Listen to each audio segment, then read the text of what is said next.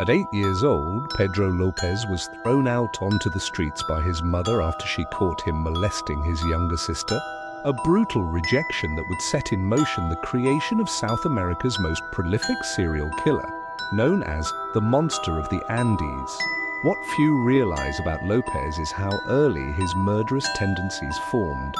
After being violently assaulted by a pedophile who lured him with food and money, then repeatedly raped in prison at age 12, Lopez developed a pathological hatred of humanity.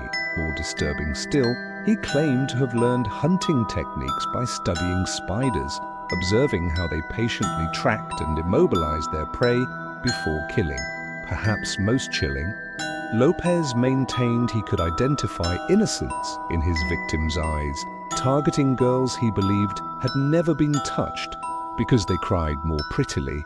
Between 1969 and 1980, Lopez's methodology was terrifyingly consistent.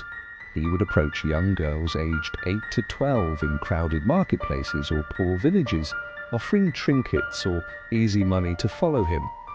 Once isolated, he would wait until dusk, strangle his victims while they slept, and ensure they were dead by watching the light fade from their eyes, a moment he called the most beautiful experience. Lopez ultimately confessed to raping and murdering over 300 girls across Peru, Colombia, and Ecuador, with police only confirming 110 victims after he led them to graves containing decayed bodies and tiny bones. "I lost my innocence at age 8, Lopez explained coldly, "so I decided to do the same to as many young girls as I could." In 1980, Ecuadorian police captured Lopez after a flash flood uncovered a mass grave. Despite his hundreds of victims, Lopez received only 16 years, the maximum sentence in Ecuador at that time. Shockingly, he was released in 1998 for good behavior and deported to Colombia, where he spent 4 years in a psychiatric hospital, before being declared sane and released in 2002.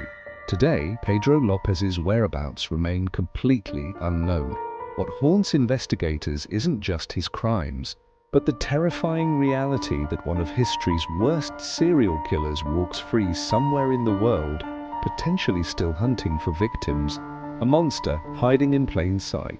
Today, Pedro Lopez's whereabouts remain completely unknown. What haunts investigators isn't just his crimes, but the terrifying reality that one of history's worst serial killers walks free somewhere in the world, potentially still hunting for victims, a monster hiding in plain sight.